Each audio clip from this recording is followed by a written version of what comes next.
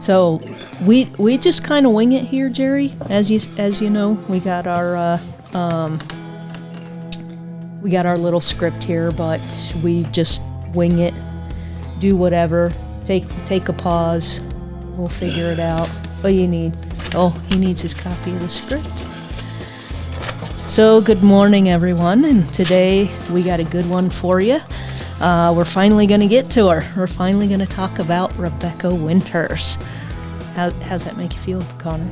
Oh, it's about time. It's about time. We've been meaning to talk to her about for quite some time now. We keep mentioning her. Yes, and when I sat down last week after we finished our episode, I was looking through my list of what to do next, and I'm like, we just need to do her. I'm just going to do her. And she's probably going to be a two-parter. And we have a special guest today, Jerry Lucas. Jerry knows about 1 billion times more things than I do. And as a matter of fact, this morning, just as we're sitting here and we were waiting for you to get here, Connor, he showed me this booklet. He has another... what is this? This is like 10 pages from the Rebecca Winters Genealogical Society, and that isn't online, and it's info that I would have never had access to. And I just learned a few minutes ago that when they moved her to her site where she's at now, Jerry wrote a poem about Rebecca. He was asked by the family. Oh, very cool. And so... Well, I wrote the original poem when I moved down here in 1979. Wow. It was one of the first places I was taken when I was being showed the area. I don't want to call them my guest family, but the family of some people that knew I was coming. And it's just struck me, and I went back. And it's one of the few poems that I've written that, for the most part, has never been altered or amended.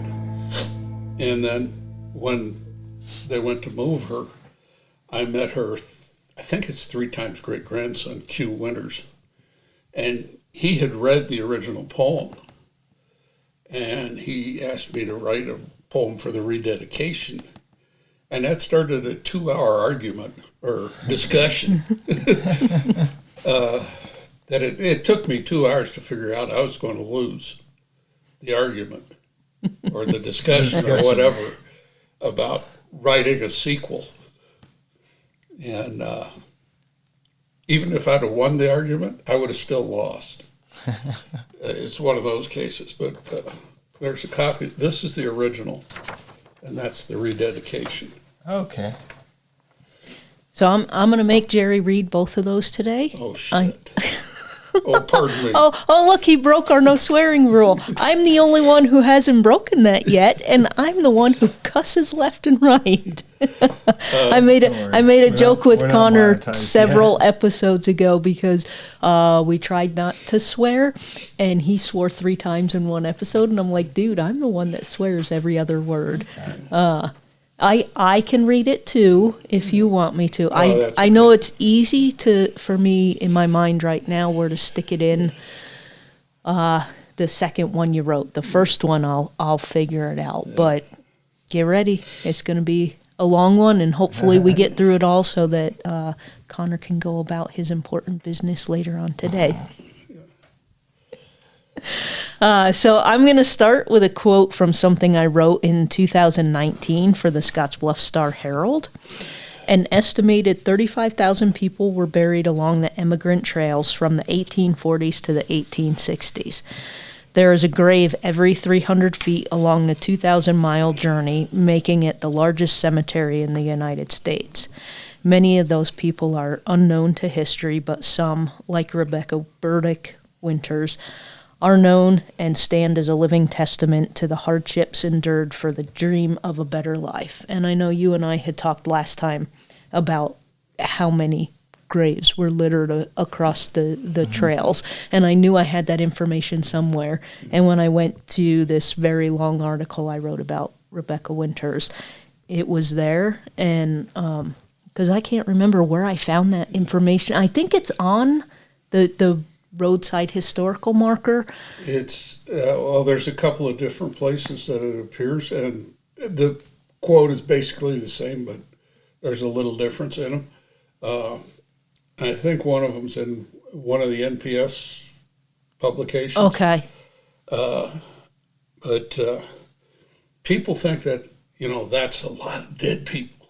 That's a lot. I do. I certainly do. It's not that much higher percentage-wise when you compare the 250,000 to 500,000 people that actually crossed the trail to the number of people that were still alive, were living back in the United States at that time.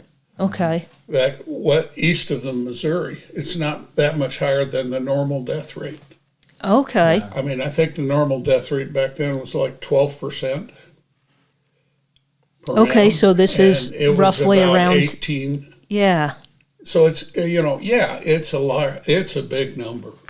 Yeah. But when you compare the percentage of the people going across to the percentage of people living back in the States, it's a little. It's misleading, but not misleading. Okay.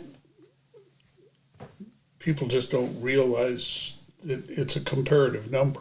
Okay. Sure. Like, I wonder how many people died across the ocean just to get to the United States from Europe. I'm sure plenty of people died. Yeah. So Winter's final resting place is located 7 miles northeast of the Scottsbluff National Monument. And if you want to visit it, my kind of directions, not your Nebraska directions, north, south, and turn west kind of stuff. If you want to visit, the best thing to look out for is the John Deere dealership. She's across the highway from there. Yeah. And if you go over the railroad tracks, you just gone too missed her. far. Yeah. I'm still not used to that. Connor and I come across that when we try to give directions here sometimes because he's used to go 2 miles north and turn west, and I'm like, I give me a tree or something to look at. Well, the real shocker is she only moved a quarter of a mile. Yeah. People think, they moved it, big, huge. No. She only moved a quarter of a mile. Yeah, it wasn't that far at all. And thanks to the railroad, they actually set the gravesite up to appear, the new gravesite up to appear as it was in its original location. There's a set of tracks just to the south of her grave. The iron pipe fencing that was around it was around her at her original site. That was put there in... Oh, you don't have to remember because I have it written down when we get to it. Oh, okay. But everything is set up exactly as it was the day they went in there and started excavating. Yep.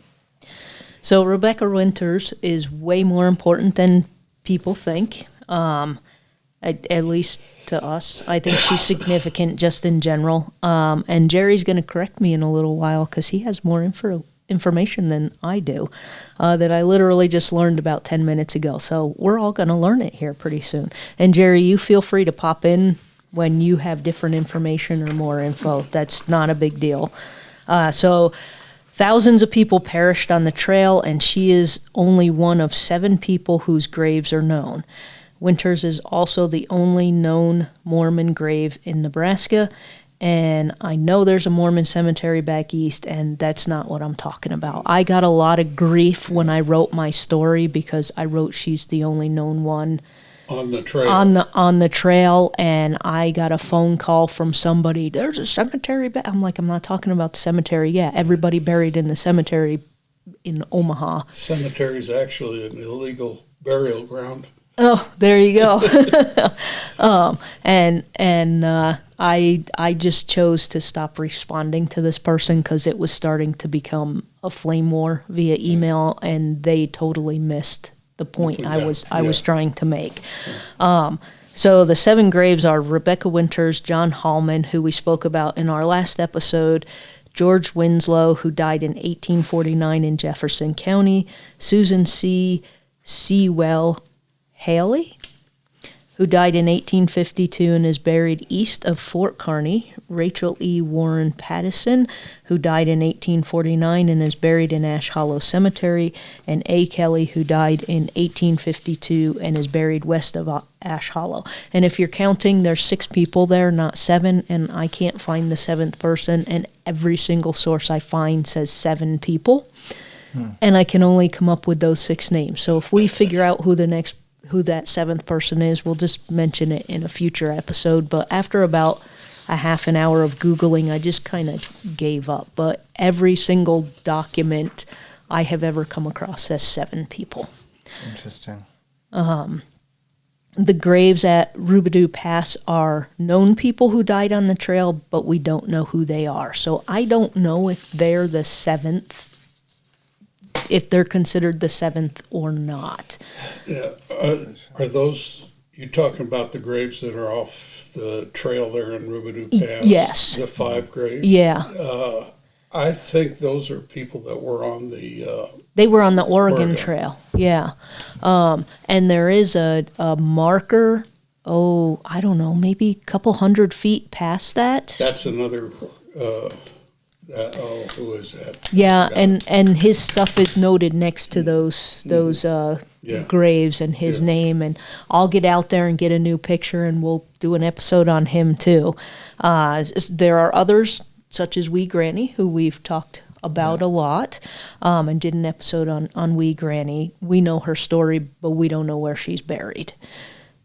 So now that we cleared that up, we can get back to Rebecca. Rebecca Burdick was born in Chanyahari, New York on January 16th, 1799, to Gideon Burdick and Katerina Schmidt. Her mother died when she was 7 years old in 1806. Her father was remarried to Jane Ripley Brown. When Rebecca was 18 years old, the family moved to Atchins County, Ohio. That's where you have the difference?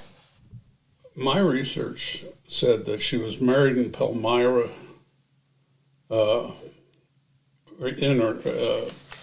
New York, and to Hiram Winters, and they stayed there until the church moved to Kirkland, and she ran a boarding house for the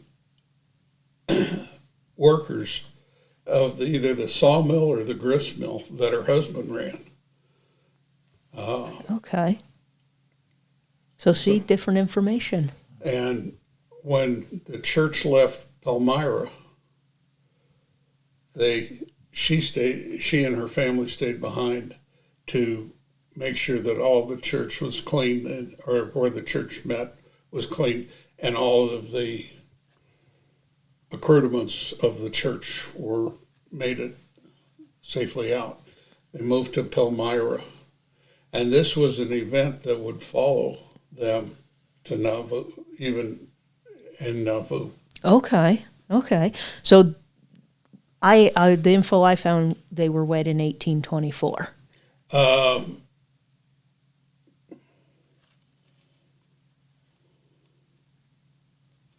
I believe that sounds about right. Okay. Right. She's 2 years older than her husband, though. Okay. Or a year or 2 older than her husband. Okay. So my info said when they were living in Ohio, she learned about the Mormon Church and they became Mormons. But so that probably happened in New York, in Palmyra. Well, she and Hiram and her father joined the church in, I want to say Chautauqua, but I'm not sure that that's the right location. I can't remember for sure. Okay. So they moved to Kirtland, Ohio in June 1833. And my sources said to be closer to church members, but your sources say the whole church moved there to be with other members that were there. The Mormons, no matter where they were an unpopular sect. Yeah.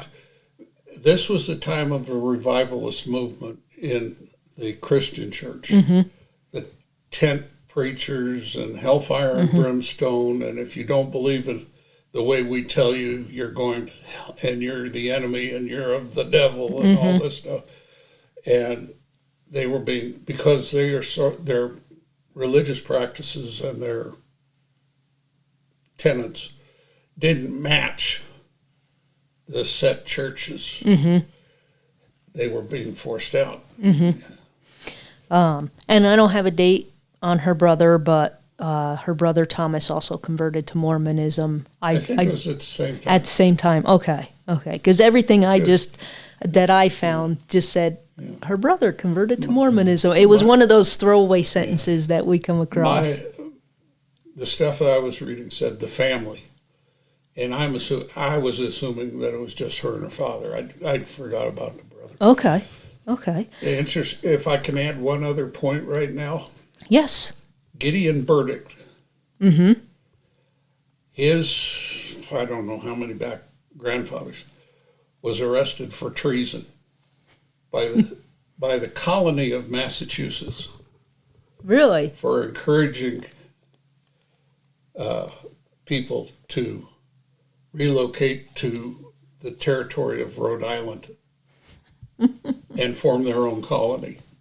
Oh. Same thing happened in Switzerland. He was kind of a rabble rouser, came to the States. When Quentin's born, he joins, during the Revolution, he joins the... he joined the army. Yeah, under George Washington. Yep. And was a drummer for Washington. And we'll get to that in a minute because I found conflicting evidence on that too. So, and it's 1800s, so again, who knows what records to believe. So at some point in time after they were in Kirtland, like Jerry already told us, Rebecca and Hiram were tasked with taking care of the temple there and making sure everything went well there. They then moved to Nauvoo, Illinois, and then joined the James C. Snow Wagon Company in June 1852 to begin their trek along the Mormon Trail. Sorry. So the trail, for anyone that doesn't know, gets its name from the group of folks, the Mormons, who first traveled the route in 1847. It was on the north side of the North Platte River and was traversed by mostly Mormons during the trail period, though non-Mormons traveled it as well during the 1849 gold rush, which, if our listeners remember, John Hallman was doing in our last episode when he also passed away. If you look at a map of Nebraska today, the Mormon Trail roughly follows Highway 26 in western Nebraska. Generally, I mean, it's not exact, but kind of close, just to give you a general idea of where they're going. So Winters gets on the trail and is trudging along as you do, taking her journey to Salt Lake City, and everything seemed agreeable as they walked across Iowa. Once the group were in Nebraska, however, cholera reared its ugly head, and I was reading some stuff up on this that you and I were talking about how cholera can take you quickly. There were folks in their group that had it from the time they got to Nebraska and coming all the way this way. So it doesn't necessarily always take you quickly. Yeah. Well, if you're drinking water from the river, it'll take you faster. If you have the cholera and you're drinking boiled water along the way, you probably slow it down. So you don't know. I mean, yeah. But when Rebecca contracted it in the evening or in the afternoon of the 14th is when she started showing signs of the illness, and she's dead by the noon. evening. So, being a kind and compassionate person, Rebecca spent time going from wagon to wagon looking after her sick friends. I imagine I would do the same thing if I got a bunch of friends in my little wagon train going to Salt Lake City and a friend gets sick, you're going to go see how they are. I mean, everybody pitched in. This is one thing unique to the Mormons. Everybody was assigned a job. It was almost like a military movement. They answered the bugle call in the morning. They answered a bugle call for every event of the wagon train. Okay. So Winters reportedly contracted the disease somewhere west of present-day Kearney. So that's Kearney's what, a fort? 300 miles. 300 miles. That's a long walk to be walking with cholera. And as Connor and I have discussed before, cholera can take you quickly in less than a day. Sometimes it takes longer. There isn't a written account of when she contracted cholera, only that she did. So even this information is contradictory. I found info that said she got it just west of Kearney, which that's a several days walk to die out here. And then the other account says, like Jerry had just said, she showed signs of it in the morning. She was dead by noon. So one or the other, either way, she died of cholera. So one morning, she entered a close friend's tent to find her friend dead. Sorry, I stumbled on that because I spelled tent wrong. So much for my proofreading skills. Rebecca collapsed shortly after and was dead by noon. She succumbed to what many others on the trail feared, cholera. Everybody kind of feared getting that. No, I don't think I would want to die of cholera. And after we described in last week's episode what the symptoms John Hallman had, I don't want to die pooping and puking. This doesn't sound entertaining at all. And she died on August 15th, 1852. So for those of you that don't know how things were done at such a time, I'm going to read from the National Park Service. Often graves were dug directly in the roadway, and after burial, wagons were driven over it to obscure all signs of it. This was not done out of a callous disregard for the deceased, but to reduce the likelihood that a grave might be disturbed by wild animals. And referring again back to John Hallman, that's what they did with him. They dug his grave, I believe it was a little over 6 feet deep. To make, his brother wanted to make sure that it was deep enough so that no wild animals got at his brother, and this is what they thought as well. So Hiram and William did something more. William is that's his friend or their friend. Yeah. What was his? I can't remember. I have it in the next episode, and I took it out of this one, and I forgot. That's okay. We'll get to him later.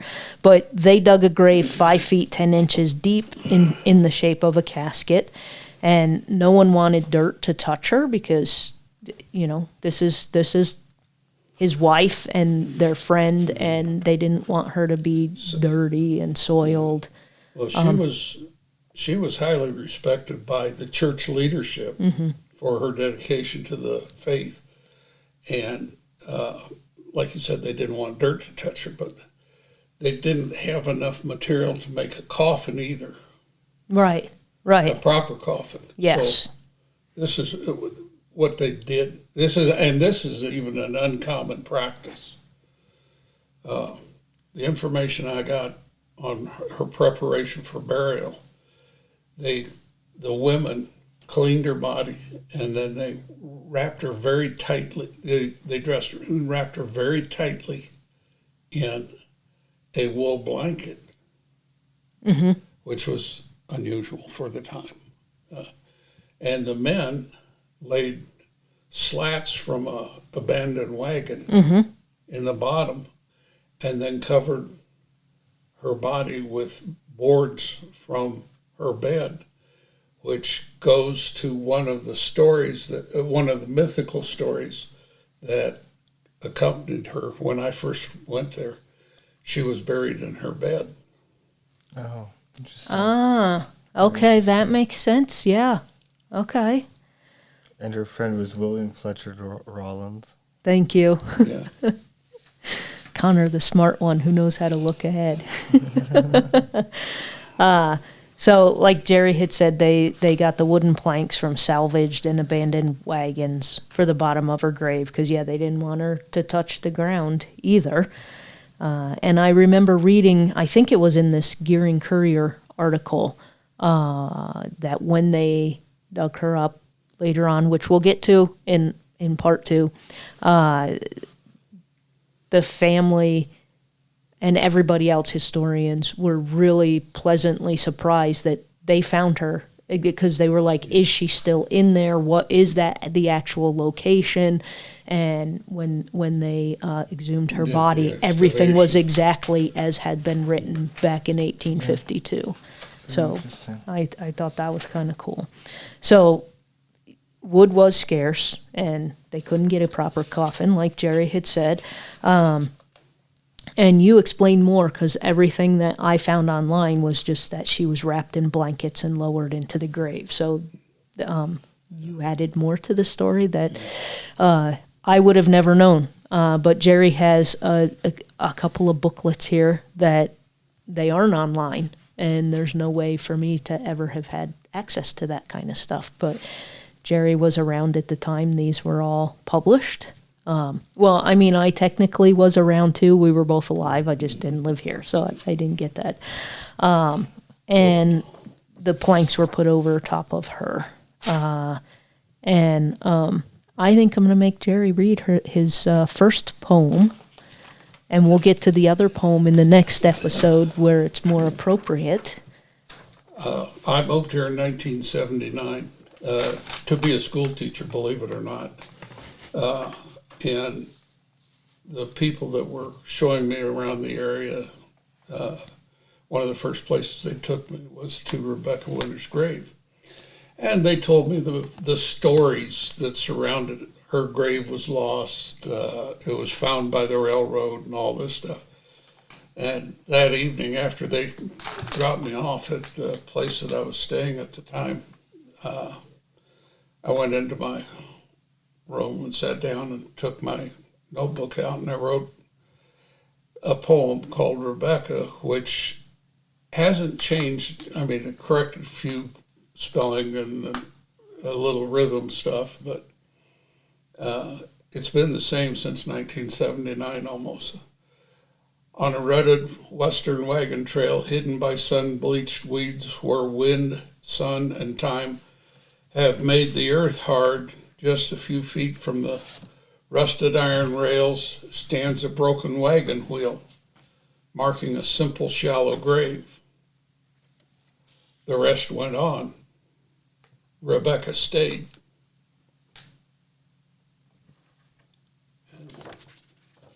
What do you think, Connor? I like that. It's a very, very That's nice pretty poem. cool, Yeah. isn't it? Nice poem. A friend of mine, Betty Sipes, saw that poem or read that poem somewhere. I don't remember if I let her read it or so.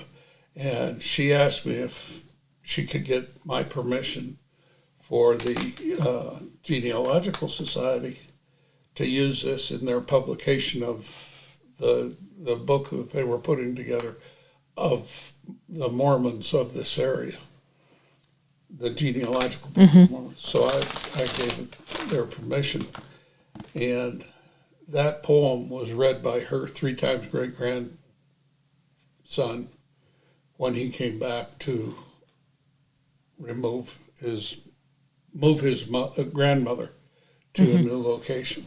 Okay. Well, thank you for reading that, Jerry. I know I kind of put you on the spot. You weren't planning on that, and I know exactly how that feels when people are like, "Here, do this." So when Rebecca died, her friend William Fletcher Reynolds carved her name and age into an iron wagon wheel rim and buried it to mark the site of her grave. He was assisted by his 5-year-old daughter, Yes, who Ellis. held the lantern so he could etch the name in. And his 5-year-old daughter's name was Ellis, and she held the candle. See, I've read candle and lantern. Well, whatever. Doesn't matter. The candle could have been in a lantern box. Yeah.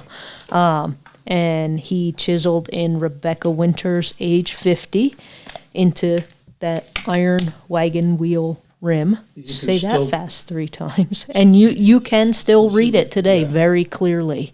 Interesting. Yeah.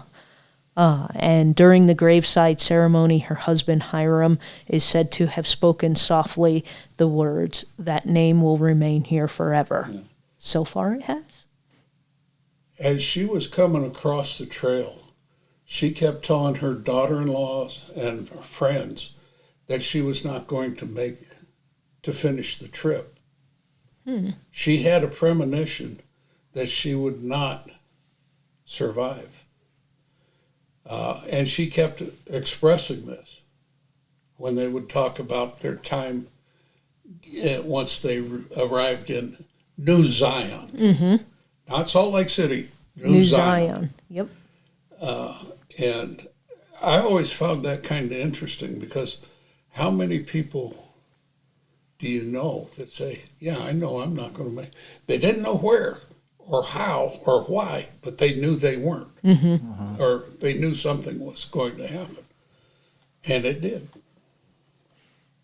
Sadly, it did. So Hiram and his 5 children, who were aged 5 to 27, continued on their journey to Salt Lake City, or as it was known then, it was Zion. And you remember from Wee Granny Connor, when she passed away, she was facing Zion and mentioned Zion as well. A historical marker was erected in 1964, and we'll learn in part 2 about it being replaced and some other stuff that happened. I may get into a bunch of trouble once we get to part 2, because there's things that, as a reporter you can't put into an article. But I'm not a reporter for the Star Herald anymore, and I was never bound by any kind of secrecy or anything off the record. It was just things that didn't go in the article. Anyway, so there are 2 discrepancies I've come across in her life. The first is that some refute as to whether her father was a drummer boy in Washington's army during the Revolutionary War, but he was a veteran of the war and he fought with Washington. It's just refuted. I didn't have the time to, write to Washington and get the records of him. I don't think it really matters one way or another. He was definitely a veteran of the war. Does it matter too much whether he was a drummer boy or not? When he joined, it doesn't. I mean, like you said, it really doesn't matter. He could have joined as a drummer boy, and at that time, every soldier, every enlistee, was expected at some time have taken up arms. And it's understandable. I mean, who's going to want to, when you're trying to run away from a horde of mad Englishmen with rifles that only shot 50 yards, who's going to want to run around with a drum strapped to his leg or his back? Yeah. I'm actually a drummer, and I might keep my sticks because I'm particular to my sticks, but that drum's not coming with me. That's too heavy as I run away. Well, it was the drummer boy after the other drummer boy died, and he just didn't get to putting his name on the roster. Yeah, he probably didn't figure he's going to last very long, so it's like just leave him. So the second is her age, and it's very well known. Bless you. Excuse me. It's very well known that my math sucks. So my math says she was 53. If she was born on January 16th, 1799, and died on August 15th, 1852, she was 53 and a half. There is also information I found that said she was 7 when her mom died, which lines up with the 1799 birth date. And I know that generally they give her birth year as 1802 because she died in 1852, and it says she was 50 on her grave marker. I don't think it really matters. She's there. She died. They know it's her. Yeah. Does it really matter that there's a couple of year difference? And like yours, my research, the age varies everywhere from 49 to 53. Okay. That's 5 years, a 5-year variance. If you look at Ancestry.com on some of those old genealogical dates, there's as many as 7 years, a 7-year span. So, and when William carved Rebecca Winters, age 50, that was an approximation. I mean, yeah. Who knew if he actually knew right. her birth date, or he actually, who knew if she knew exactly how old she was? Right, right. Because a lot of these old religious sects never actually celebrated birth. So it's all an approximation. Yeah. So even though it's a discrepancy, I don't think it's anything that matters that changes the story, because we know for sure it's her. Well, we know she was somewhere around the age of 50. Yeah. Yeah.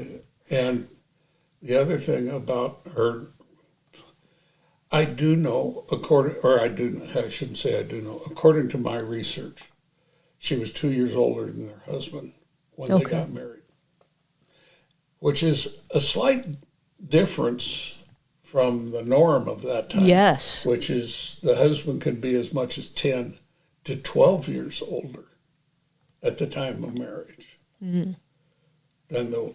Than the woman. Yeah, yeah. And for those that are listening today, Connor and I are doing a lot of head nodding. We do hope at some point in time to switch to doing video as well. We do. We need to do a lot more videos. Yeah. We kind of let Jerry take the lead here because he does know so much more info and he has more info, and very much. Well, I've never really known too much about Rebecca Winters, as popular as she is around here. And as much as I've learned about the Oregon Trail, we just seem to always skip over her. So yeah, well, very fascinating. And I know Mormons in general are controversial, and I know here the religious makeup of this town, I can understand why she gets glossed over a little bit. But I also look at it as you grew up here, and the things that are here you didn't always see. Like, I grew up in New York. I was 21 with a friend from college in Nebraska before I saw the Statue of Liberty. I'd never been there to see her because it's just like, oh yeah, she's there. It's something you take for granted and you just don't think about. You can't see the forest for the trees. Yeah. There's, in this area, Winter Creek. Yes. For Rebecca Winters Apartments. Yep. There's a Winter's Drive around here too. Yeah. There's a lot of things in this area that were named in recognition of her and her grave. And not necessarily by the Mormons or Latter-day Saints, as they prefer to be called. And even there's a major, they have a church that has very easy access to it. But her name is sprinkled throughout the town. I know in my hometown, I grew up on a street called Corwin Avenue. Never thought about it till I was like 23 years old. And I asked my grandma, and she goes, the Corwins used to farm here. Oh, so it was a whole family that had this whole area that became our street. It was their farm. That area was their farm, and when they eventually sold up and they built houses, they named the street after them. And then the next street after my street was Woodlawn, and I'm like, oh, there was a family called the Woodlawns. Oh, there was a family called the Gardeners. Oh, the Hortons I know because I was born at Horton Memorial Hospital. I'm like, and then all of a sudden it clicked. But growing up, I never thought about it that they named things after important people. So I noticed the Winters things when I moved here, just because I had experienced that sort of thing before. And I don't mean any disrespect to the Mormons either. By not calling them Latter-day Saints. I'm not well versed on Mormonism, so if I make a mistake, it's an honest mistake. It's not anything out of malice. It's just I don't know. So thank you. Well, and common practice is the trail was called the Mormon Trail, not the Latter-day Saints Trail. Right. Even the religious book that they follow, the religious text, is the Book of Mormon. And for generations, they even referred to themselves as Mormon. So it's kind of ingrained in the society. Yes, they prefer to be called Latter-day Saints. And the movement is Jesus Christ of Latter-day Saints, or something like that. And that's completely a whole different horse to ride. Yeah. But in history, throughout history, and in the creation of this history, they were referred to as Mormons. They referred to themselves as Mormons at that time. See, there you go. Learn something new every day. There you go. So, and that's why Connor's quiet today, because he's learning a lot of new things today. But Rebecca Winter's story isn't over yet, and that's what we're going to talk about in our next episode. So, Jerry, thank you for coming, and you'll be back for our next episode. I'm Irene. I'm Connor. I'm Jerry. And this is Storytelling on the Plains.